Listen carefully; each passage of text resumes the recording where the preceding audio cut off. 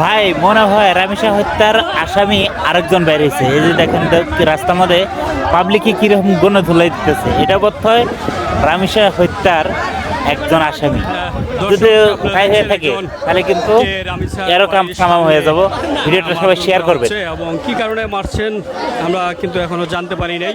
সে কি কথা বলার কারণেই তাকে এলাকাবাসী ধরে মারছেন। ওই কেন কথা বলবে? ওই বলতেছে এখানে ব্লক করে রাখছেন কেন রাস্তা? আর আমাদের অসুবিধা হয় এখানে যে যার মা যার সন্তান গেছে সে বলতে পারবো আজকে রাস্তা এখানে ব্লক করে রাখছে কেন।